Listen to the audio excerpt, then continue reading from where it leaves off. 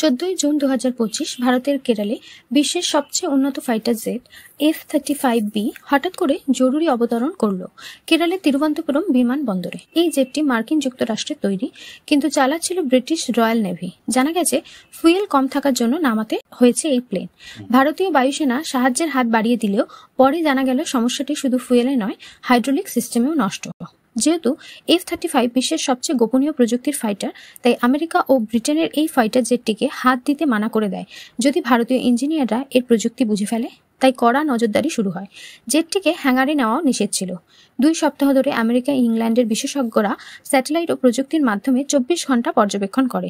অবশেষে সিদ্ধান্ত, বিশাল কার্গো প্লেনে করে জেটটিকে ফেরত নেওয়া হবে লন্ডনে। কিন্তু মনে রাখবেন, এই F-35 নিয়ে মজা নয়। এটি 5th জেনারেশন ফাইটার প্লেন, রাডারে প্রায় অদৃশ্য। এর দাম প্রায় 900 কোটি টাকা। প্রযুক্তিগত সীমাবদ্ধতা, খরচ আর নির্ভরতার জন্য ভারত এখনো কেনেনি এই